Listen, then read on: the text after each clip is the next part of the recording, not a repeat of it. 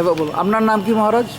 সিদ্ধেন্দ্র স্বামী ভক্তি প্রবোধ বিষ্ণু দৈবত মহারাজ। আপনার গুরুদেবের নাম কি? নিত্যাবিষ্ট ওং বিষ্ণু আদর্শ ভক্তি দৈত মাধব গোস্বামী মহারাজ। আপনি কোন মিশনের সাথে যুক্ত? শ্রী চৈতন্য গৌরী মঠ সর্বভারতীয় প্রতিষ্ঠান।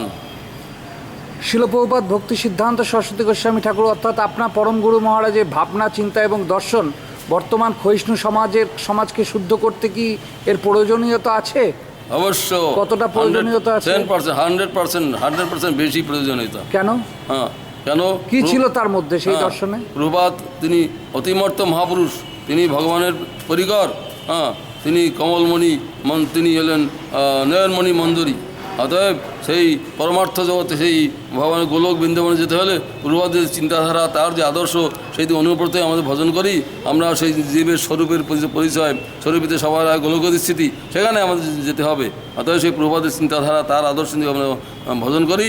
অবশ্য আমাদের জীবের মঙ্গল, সমস্ত খালি আমার না, সমস্ত জীবের মঙ্গল হতে বাধ্য।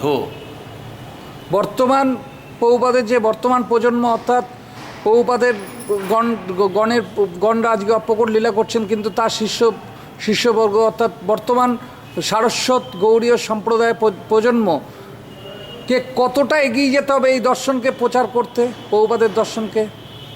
অনেক এগোতে হবে।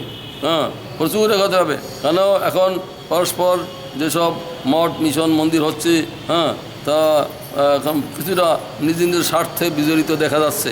হ্যাঁ, সেই সবার জন্য একটা চিন্তাধারা, সমস্ত জগতের জন্য একটা জগতের জীবের মঙ্গল হোক, এটি চিন্তা করে একটা ব্যক্তিগত একটা প্রতিষ্ঠান করে কিছু আমি প্রচার করলাম, শিষ্য করলাম, বা আমি ব্যক্তিগতভাবে আছি, এইভাবে অনেক দেখা যাচ্ছে, কেন কিছু অনুভব করা যাচ্ছে, সেটা ঠিক না। সবার ভগবান মহাপ্রভু, ভগবান সবার জন্য।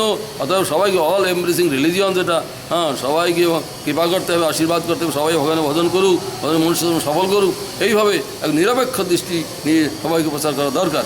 কোনো পক্ষপাত বা কোনো এইটা আমার বা পর এইটা আমার এইরকম তো বুদ্ধি না থাকে, তখন জগতের মধ্যে যদি এই ভিতরে এই বুদ্ধিটা থাকে, এইটা আমার, এইটা অন্যের, তাহলে জগতের মঙ্গল, যতই প্রচার মঙ্গল হতে পারে।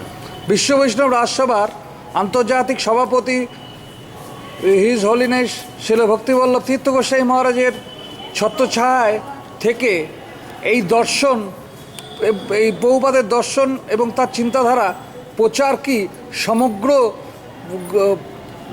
সারস্বত গৌড়ীয় সম্প্রদায়ের আচার্যবর্গ এবং প্রচারকবর্গের কি তার ছত্রছায়া থেকে প্রচার করা উচিত?